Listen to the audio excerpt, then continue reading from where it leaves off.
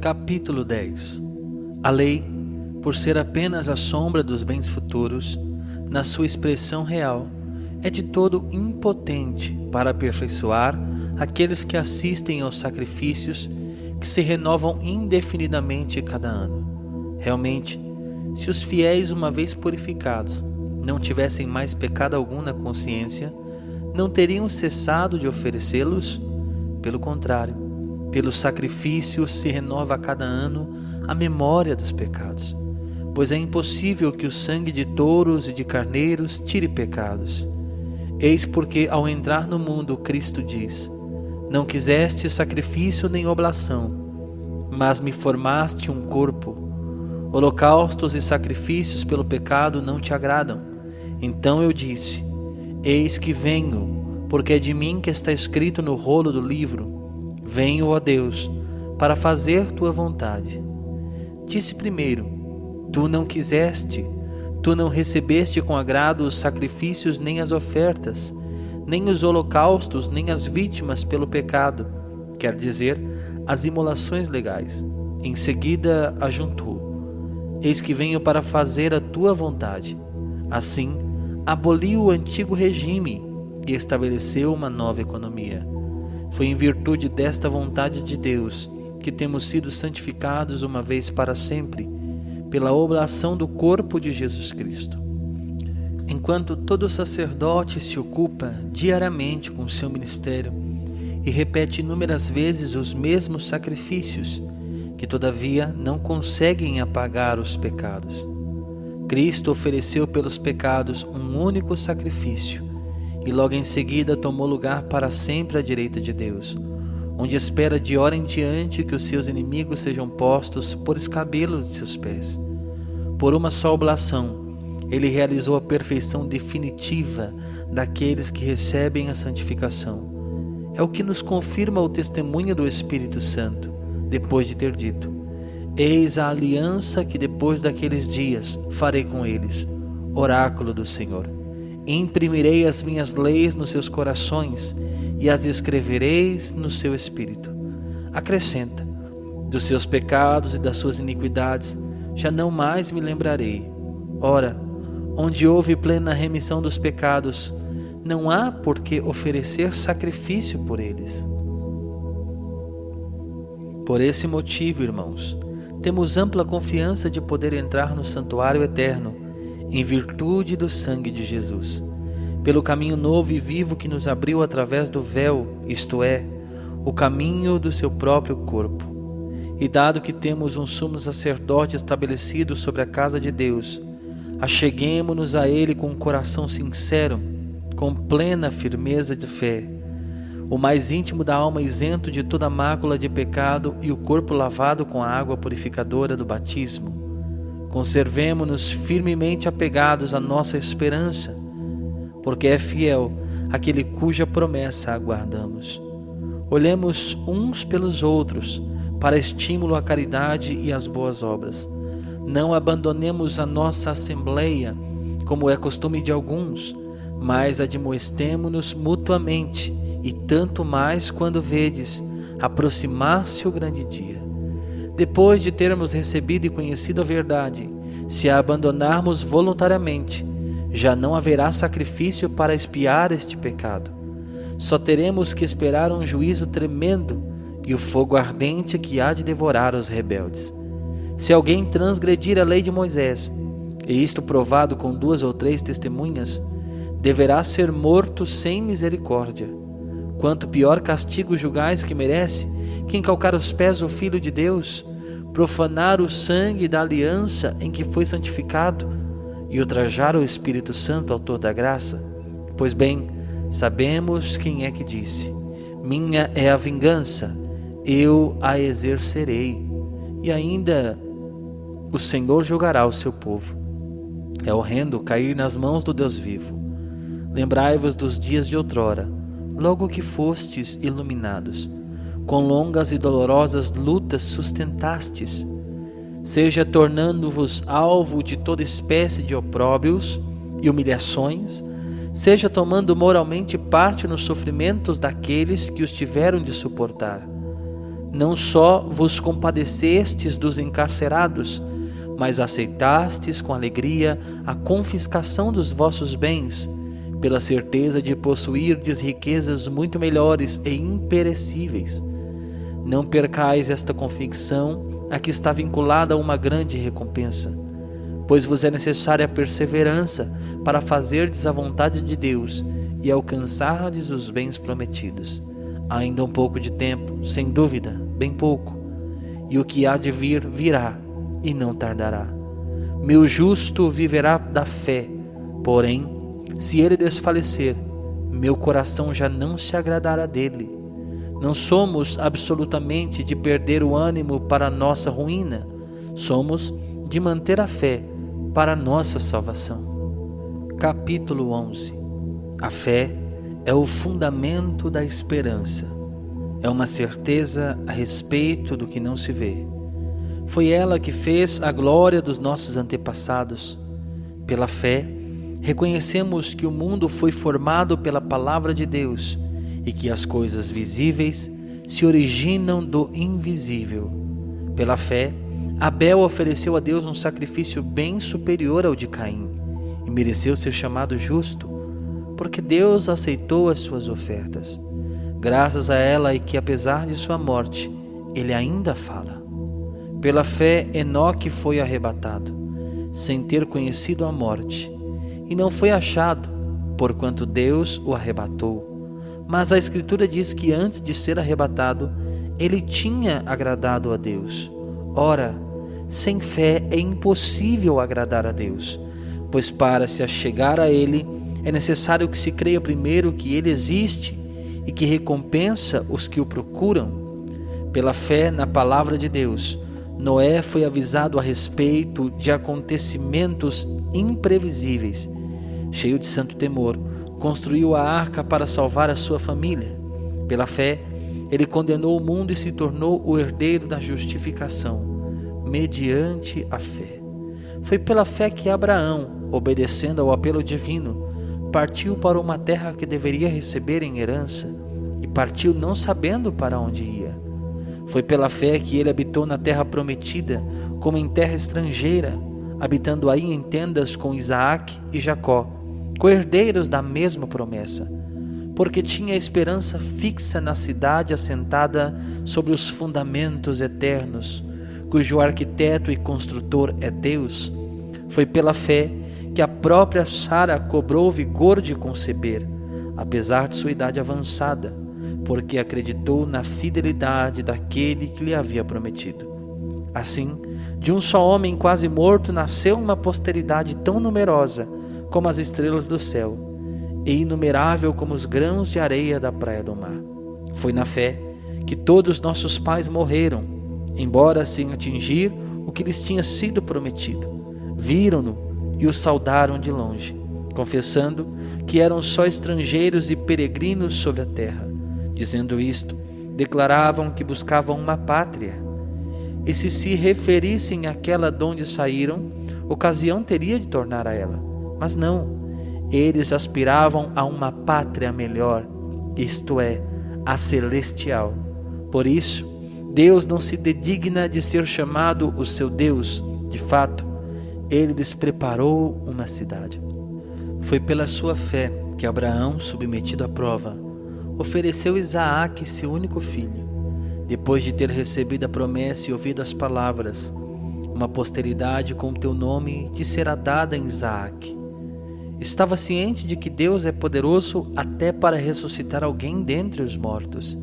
Assim, ele conseguiu que seu filho lhe fosse devolvido, e isso é um ensinamento para nós. Foi inspirado pela fé que Isaac deu a Jacó e Esaú uma bênção em vista de acontecimentos futuros. Foi pela fé que Jacó, estando para morrer, abençoou cada um dos filhos de José e venerou a extremidade do seu bastão. Foi pela fé que José, quando estava para morrer, fez menção da partida dos filhos de Israel e dispôs a respeito dos seus despojos. Foi pela fé que os pais de Moisés, vendo nele uma criança encantadora, o esconderam durante 3 meses e não temeram o edito real. Foi pela fé que Moisés, uma vez crescido, renunciou a ser tido como filho da filha do faraó, preferindo participar da sorte infeliz do povo de Deus, a fruir dos prazeres culpáveis e passageiros. Com os olhos fixos na recompensa, considerava os ultrajes por amor de Cristo como um bem mais precioso que todos os tesouros dos egípcios. Foi pela fé que deixou o Egito, não temendo a cólera do rei, com tanta segurança como estivesse vendo o invisível. Foi pela fé que mandou celebrar a Páscoa e aspergir os portais com sangue, para que o anjo exterminador dos primogênitos poupasse os filhos de Israel. Foi pela fé que os fez atravessar o Mar Vermelho como por terreno seco, ao passo que os egípcios, que se atreveram a persegui-los, foram afogados. Foi pela fé que desabaram as muralhas de Jericó, depois de rodeadas por 7 dias. Foi pela fé que Raabe, a meretriz, não pereceu com aqueles que resistiram, por ter dado asilo aos espias. Que mais direi? Irá me faltar o tempo. Se falar de Gedeão, Baraque, Sansão, Jefté, Davi, Samuel e dos profetas, graças à sua fé, conquistaram reinos, praticaram a justiça, viram-se realizar as promessas, taparam bocas de leões, extinguiram a violência do fogo, escaparam a fio da espada, triunfaram de enfermidades, foram corajosos na guerra e puseram em debandada exércitos estrangeiros. Devolveram vivos às suas mães os filhos mortos. Alguns foram torturados por recusarem ser libertados, movidos pela esperança de uma ressurreição mais gloriosa. Outros sofreram escárnio e açoites, cadeias e prisões. Foram apedrejados, massacrados, cerrados ao meio, mortos a fio de espada. Andaram errantes, vestidos de pele de ovelha e de cabra, necessitados de tudo, perseguidos e maltratados. Homens de que o mundo não era digno, refugiaram-se nas solidões das montanhas, nas cavernas e em antros subterrâneos. E, no entanto, todos esses mártires da fé não conheceram a realização das promessas, porque Deus, que tinha para nós uma sorte melhor, não quis que eles chegassem sem nós à perfeição da felicidade. Capítulo 12. Desse modo, cercados como estamos de uma tal nuvem de testemunhas, desvencilhemo-nos das cadeias do pecado. Corramos com perseverança o combate proposto, com o olhar fixo no autor e consumador de nossa fé, Jesus. Em vez de gozo que se lhe oferecera, ele suportou a cruz e está sentado à direita do trono de Deus. Considerai, pois, atentamente aquele que sofreu tantas contrariedades dos pecadores, e não vos deixeis abater pelo desânimo. Ainda não tendes resistido até o sangue na luta contra o pecado. Estais esquecidos da palavra de animação que vos é dirigida como a filhos. Filho meu, não desprezes a correção do Senhor, não desanimes quando repreendido por Ele, pois o Senhor corrige a quem ama e castiga todo aquele que reconhece por seu filho. Estais sendo provados para a vossa correção. É Deus que vos trata como filhos. Ora, qual é o filho a quem seu pai não corrige? Mas se permanecesseis sem a correção, que é comum a todos, seríeis bastardos e não filhos legítimos. Aliás, temos na terra nossos pais que nos corrigem, e, no entanto, os olhamos com respeito. Com quanto mais razão não havemos de submeter ao Pai de nossas almas, o qual nos dará a vida? Os primeiros nos educaram para pouco tempo, segundo a sua própria conveniência, ao passo que este o faz para nosso bem, para nos comunicar sua santidade. É verdade que toda correção parece de um momento antes motivo de pesar que de alegria. Mais tarde, porém, granjeia aos que por ela se exercitam o melhor fruto de justiça e de paz. Levantai, pois, vossas mãos fatigadas e vossos joelhos trêmulos. Dirigi os vossos passos pelo caminho certo. Os que claudicam, tornem ao bom caminho e não se desviem. Procurai a paz com todos e ao mesmo tempo a santidade, sem a qual ninguém pode ver o Senhor. Estai alerta para que ninguém deixe passar a graça de Deus e para que não desponte nenhuma planta amarga, capaz de estragar e contaminar a massa inteira. Que não haja entre vós ninguém sensual nem profanador, como Esaú, que por um prato de comida vendeu seu direito de primogenitura. E sabeis que, desejando ele em seguida receber a bênção do herdeiro, lhe foi recusada. E não bastaram todas as súplicas e lágrimas para que seu pai mudasse de sentimento.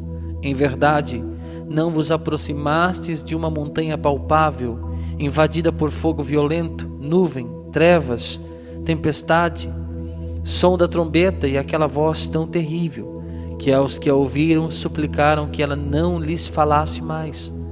Estavam verdadeiramente aterrorizados por esta ordem. Todo aquele que tocar a montanha, mesmo que seja um animal, será apedrejado. E tão terrível era o espetáculo que Moisés exclamou: eu tremo de pavor. Vós, ao contrário, vos aproximastes da montanha de Sião, da cidade do Deus vivo, da Jerusalém celestial, das miríades de anjos, da assembleia festiva dos primeiros inscritos no livro dos céus, e de Deus, juiz universal, e das almas dos justos que chegaram à perfeição. Enfim, de Jesus, o mediador da nova aliança, e do sangue da aspersão, que fala com mais eloquência que o sangue de Abel.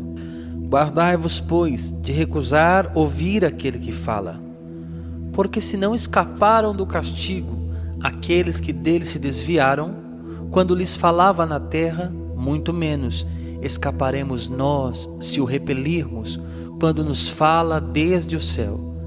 Depois de ter outrora abalado a terra pela sua voz, ele hoje nos faz esta solene declaração: ainda uma vez, por todas moverei não só a terra, mas também o céu. As palavras ainda uma vez indicam o desaparecimento do que é caduco, do que foi criado, para que só subsista o que é imutável. Assim, possuindo nós um reino inabalável, dediquemos a Deus um reconhecimento que lhe torne agradável o nosso culto, com temor e respeito, porque nosso Deus é um fogo devorador. Capítulo 13. Conserve-se entre vós a caridade fraterna. Não vos esqueçais da hospitalidade pela qual alguns, sem o saberem, hospedaram anjos. Lembrai-vos dos encarcerados, como se vós mesmos estivesseis presos com eles, e dos maltratados, como se habitasseis no mesmo corpo com eles.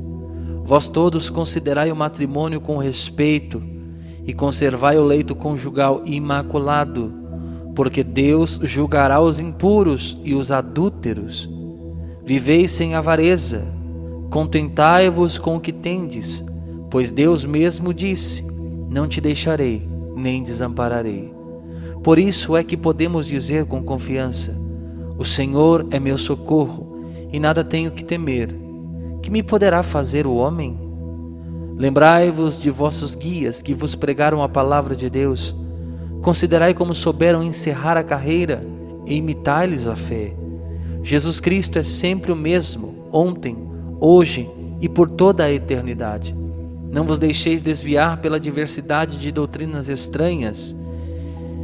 É muito melhor fortificar a alma pela graça do que por alimentos que nenhum proveito trazem aos que a eles se entregam.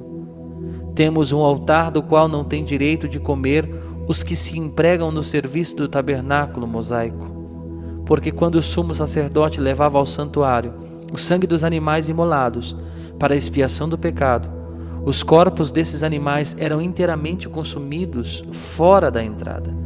Por esta razão, Jesus, querendo purificar o povo pelo seu próprio sangue, padeceu fora das portas. Saiamos, pois, a ele fora da entrada, levando a sua ignominia. Aliás, não temos aqui cidade permanente, mas vamos em busca da futura. Por ele, ofereçamos a Deus sem cessar sacrifícios de louvor, isto é, o fruto dos lábios que celebram o seu nome. Não negligencieis a beneficência e a liberalidade. Estes são sacrifícios que agradam a Deus. Sede submissos e obedecei aos que vos guiam, pois eles velam por vossas almas e delas devem dar conta. Assim, eles o farão com alegria e não a gemer, que isso vos seria funesto. Orai por nós. Estamos persuadidos de ter a consciência em paz, pois estamos decididos a procurar o bem em tudo. Com o maior encarecimento, porém, vos rogo que oreis, para que mais depressa eu vos seja restituído. E o Deus da paz, que no sangue da eterna aliança ressuscitou dos mortos o grande pastor das ovelhas, nosso Senhor Jesus, queira dispor-vos ao bem e vos conceder que cumprais a sua vontade, realizando Ele próprio em vós o que é agradável aos seus olhos. Por Jesus Cristo, a quem seja dada a glória por toda a eternidade. Amém. Rogo-vos, irmãos, que aceiteis de boa mente estas exortações, pois vos escrevi com brevidade. Sabei que nosso irmão Timóteo foi posto em liberdade. Se ele voltar a tempo, irei com ele ver-vos. Saudai a todos os que vos guiam e a todos os santos. Os irmãos da Itália vos saúdam. A graça esteja com todos vós. Amém.